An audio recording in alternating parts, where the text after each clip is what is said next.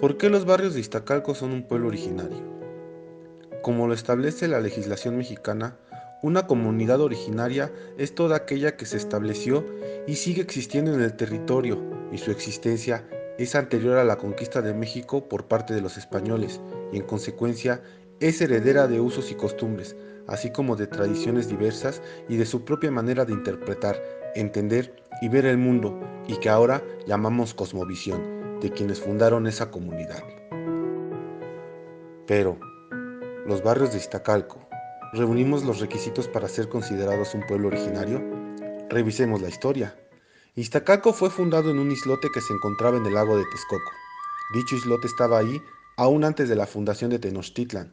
De acuerdo a datos históricos, se ha podido establecer que lo que hoy conocemos como Iztacalco fue fundado y habitado por migrantes que llegaron después de la caída y desaparición de Tula, y consecuentemente dichos habitantes son herederos de la tradición tolteca. Los habitantes de este islote se dedicaron, como actividad principal, a la extracción del sal del fondo del lago, método que perfeccionaron con la decantación del mineral sacado del cieno de la laguna, llamado tequesquite, para separarlo y extraer la sal como hoy la conocemos. A la llegada de los peregrinos que venían de Aztlán, en el año de 1309, estos nombraron al islote como Iztacalco, cuyo significado es lugar donde se extrae la sal del fondo del lago. Iztacalco es una palabra náhuatl compuesta por los vocablos Iztal, que significa sal, Cali, que significa casa, y Co, lugar, por lo que significa en la casa de la sal, es decir, lugar donde se recoge o produce la sal. Y desde ese entonces, el nombre de Iztacalco quedó instaurado en la memoria colectiva como lugar donde se recoge o produce la sal. Del glifo, que le da identidad a nuestra alcaldía, resultado de la tradición oral, se plasmó en los códices mendocino y jolotl, y así la actividad que se llevaba a cabo en ese islote fue el que nos dio el nombre y quedó escrito en la historia. Ya establecida y fundada la Gran Tenochtitlan, por órdenes del Tlatoani Moctezuma Ilhuicamina, en el año de 1449 se manda a construir un dique para evitar las inundaciones a la naciente metrópoli, el llamado Albarradón de Nezahualcóyotl, pues el soberano de Texcoco es quien quedó como encargado de la obra. Esta obra dio lugar a que las aguas del lago quedaran separadas en aguas dulces y aguas saladas, que por su posición geográfica el islote de Iztacalco quedó en el lado del agua dulce,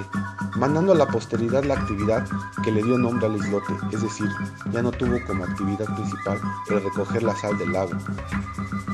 Atrapado Iztacalco y los otros islotes como Mixuca, Nestipac, Tetelpilco y Atlazolpa, entre el Albarradón y la calzada que conducía a Iztapalapa, florece la actividad que sería su sustento, la chinampa. Expandidos estos islotes artificiales, van haciendo el canal que le daría identidad como pueblo ribereño, paisaje que quedó plasmado con el correr del tiempo, ambiente que sería el que nos diera el regalo que llegaría hasta nuestros días, aún desaparecidas las chinampas a mitad del siglo XX. Este regalo es el calendario agrícola de las chinampas, calendario que vive en las fiestas y tradiciones de Iztacalco. Nuestras fiestas patronales, resultado del sincretismo religioso, son dignos herederos del bagaje de la historia y tradición, de esa forma de sabernos y comprender nuestro lugar de origen y actual existencia. Las formas de celebrar nuestro calendario agrícola, aún hoy sin chinampas, se expresan con la fiesta que reúne a todos los barrios del pueblo de Iztacalco, que inicia con la celebración del martes de Pascua, antes conocido como el martes de las amapolas, y culmina con la peregrinación a la Basílica de Guadalupe. Son las formas de cómo el iztacalteca, fiesta tras fiesta, rememora la actividad desde la siembra hasta la cosecha de los frutos regalados por las chinampas. Despojados de estas, nos quedan nuestras fiestas, como una forma de rendirle homenaje a toda esta historia que nos acompaña desde tiempos ancestrales y que celebramos con gran orgullo,